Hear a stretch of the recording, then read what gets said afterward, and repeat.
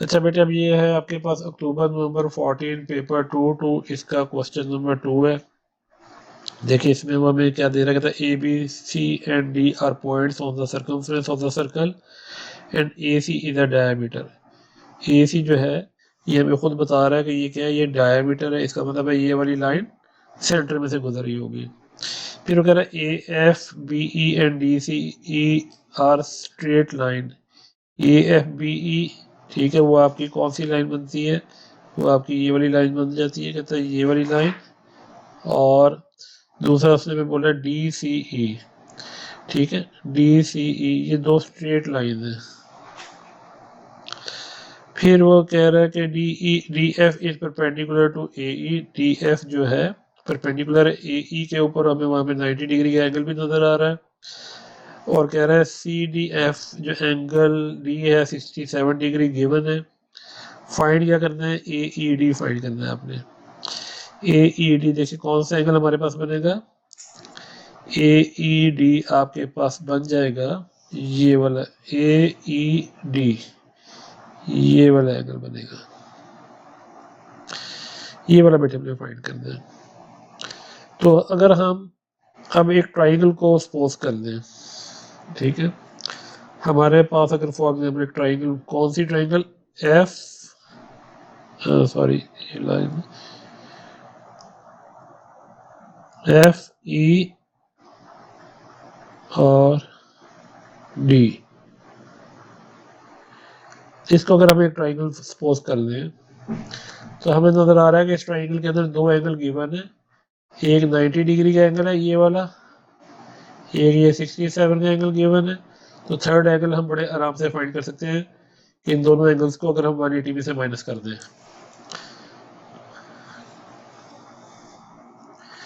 तो अगर हम 180 में से माइनस करें 90 को और 67 को, तो ये मेरे पास आ जाएगा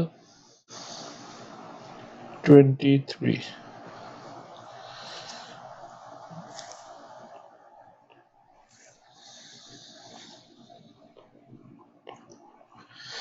अब आई कह रहा है find C B E giving your a reason for your answer, ठीक है, सी बी ई आपने फाइंड करना है। तो ये बेटे आपके पास सी बी ई जो है ये भी डेफिनेटली 90 डिग्री का होगा एंगल, ठीक है।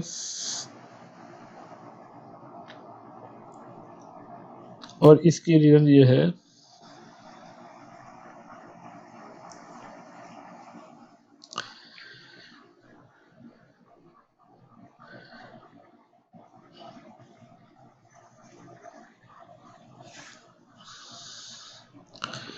ये 90 डिग्री है,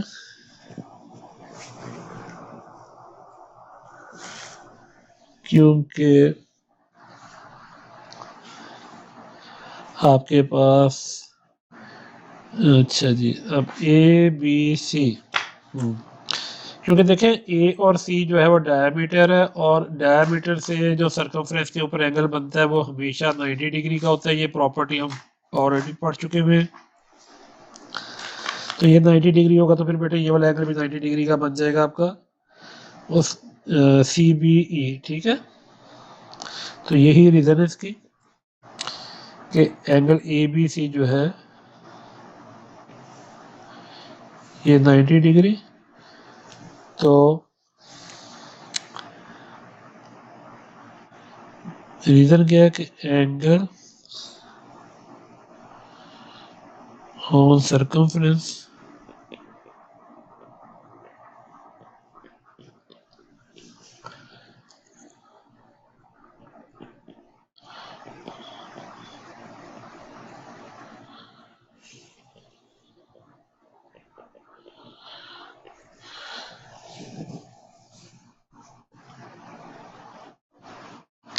और जो है सी बी ई और जो है ये डायमीटर वो 90 डिग्री का है।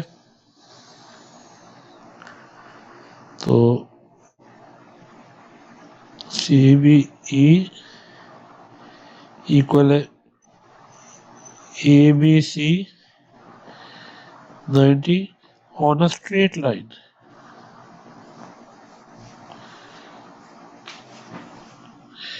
अब ये मैंने आपके साथ डिटेल बहुत ज़्यादा शेयर कर दी है, आप सिर्फ इतना भी लिख सकते हो कि CBE equal to ABC equal to 90 degree on a straight line, ठीक है ना।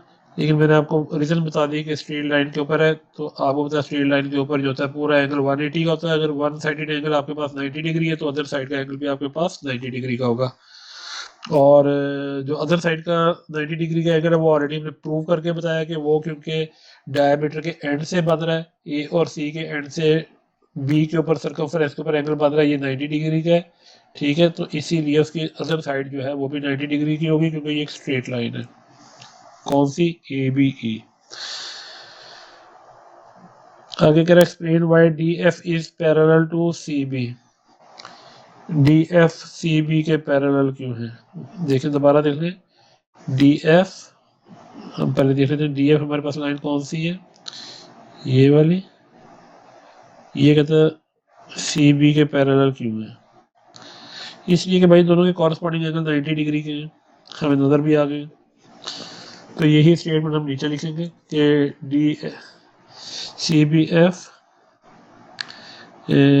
आप इसको यूँ कह सकती हैं कि ये एंगल आपका, मैं आपको यहाँ पे बता देता हूँ,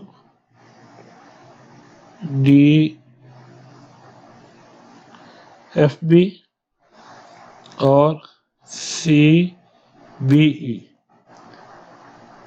ठीक है ना।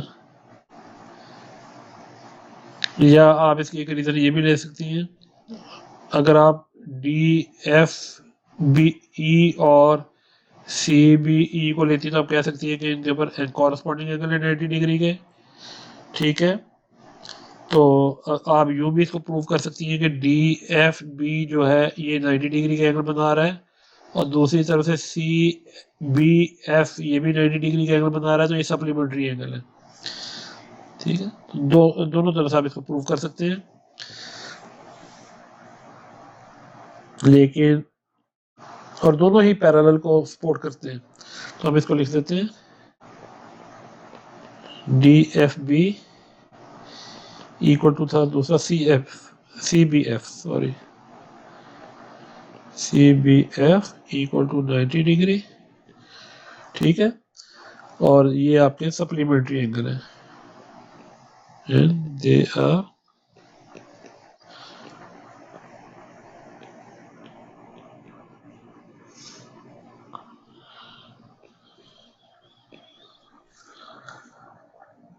अब हमने किन किन एंगल को प्रूव किया है?